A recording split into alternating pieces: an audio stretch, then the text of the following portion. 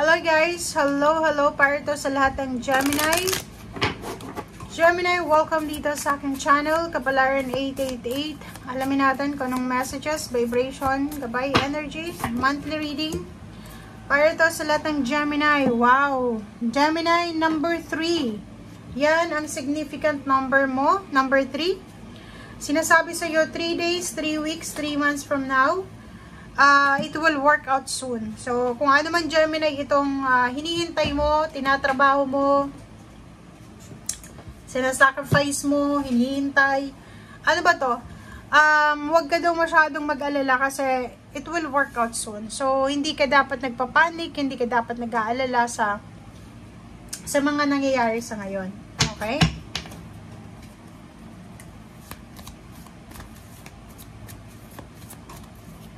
Oops, sorry.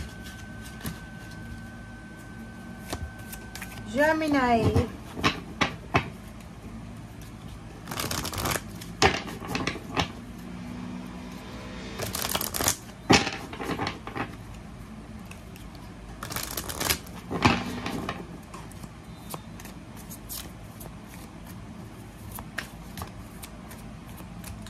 Gemini.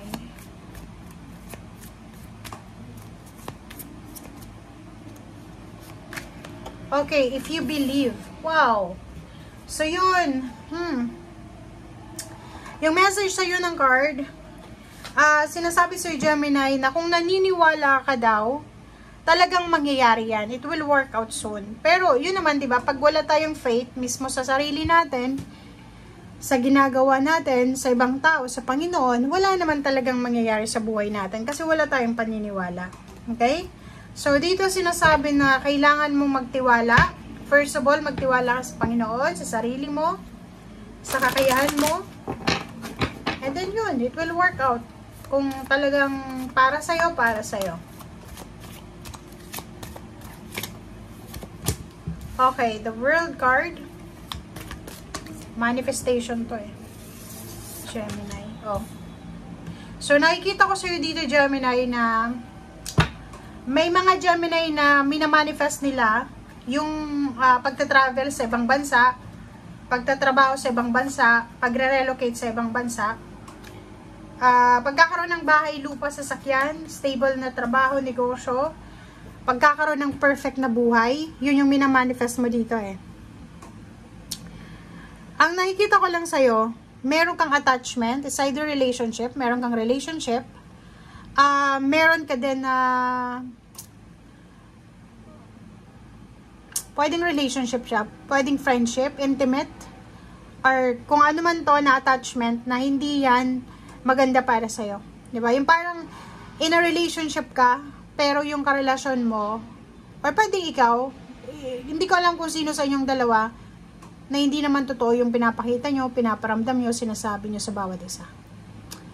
So, parang dito, sinasabi sa'yo na this March, may mga relationship attachment tayo na siguro magtatapos siya.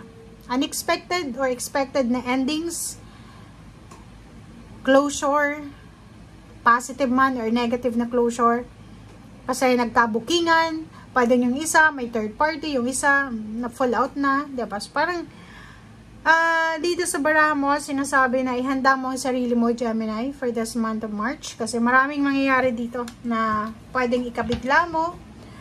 Yung relationship na sweet, pwedeng biglang maging cold. Diba?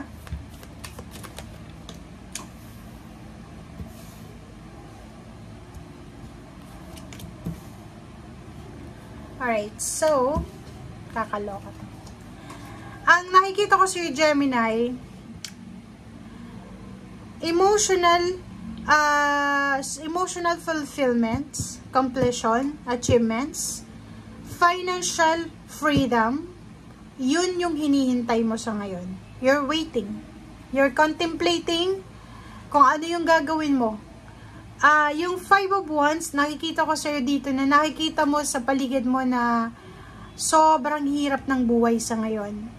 Newly graduate ka, pasado ka man sa board exam, may backer ka, may connection ka, pero sobrang hirap ng paghahanap ng trabaho sa ngayon.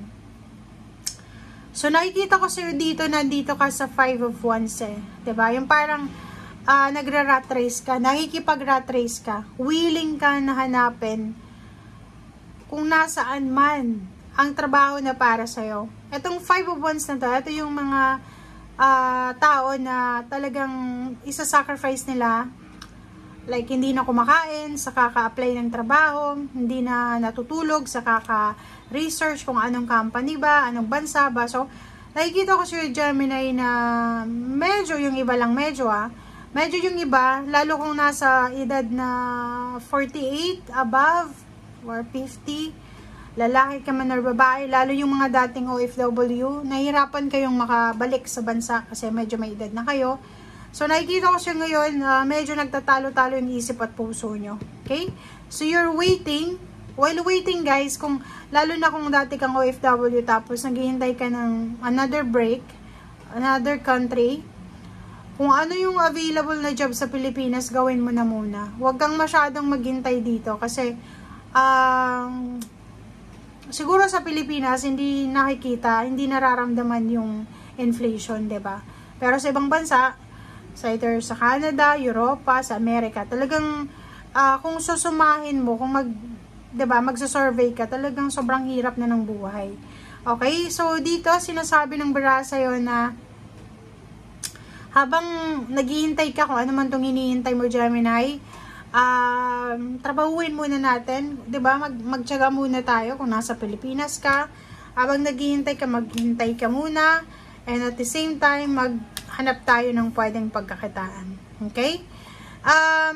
Queen of Pentacles, mag-iingat ka rin sa paghawak ng pera mo, Gemini, kasi sa panahon ngayon, ang bilis mawala, maubos ang pera.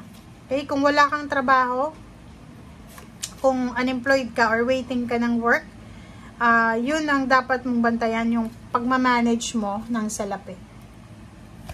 Okay. Okay, so kung makikita mo dito, mayroon kang the Tower, mayroong restrictions, 8 of Swords.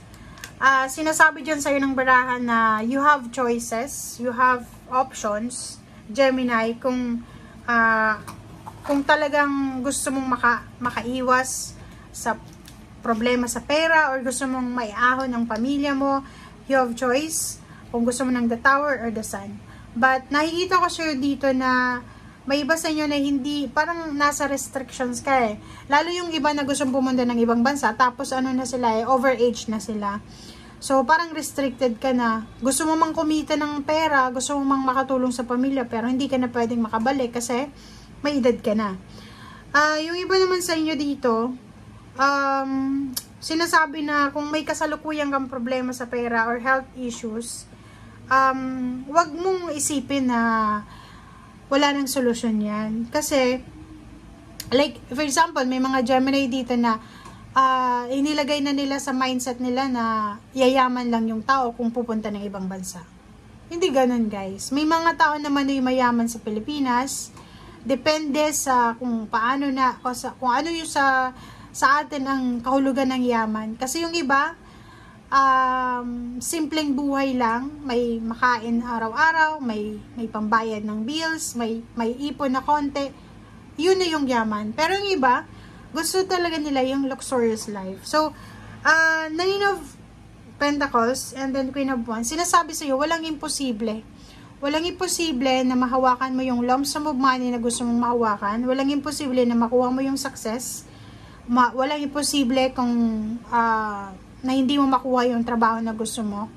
As long as na-decided ka, as long as na alam mo sa sarili mo na ipaglalaban ko to. Kahit na maraming humahad lang, kahit maraming mga tao na hindi naniniwala sa akin, naniniwala ako sa sarili ko na kaya ko. Parang ganun. So, it will work out soon. Soon talaga, guys. So, kung ano man to na gusto mong mangyari sa buhay mo, wag mo tong i-give up, okay? The more na maraming challenges, the more na maraming obstacles, the more na maging strong ka, the more na maging brave ka, okay? Kita ko sir dito, medyo may disappointment kang konti. Kasi, expected mo na hindi ka mahirapan. Like yung iba mga dating OFW, ex-OFW, seaman, parang ganon. Parang nagsisimula ka sa uno, sa number 1. Parang nakikipagsabayan ka sa mga fresh graduate, ganon. So, medyo disappointed ka dito. Okay? Thank you guys for watching. Bye!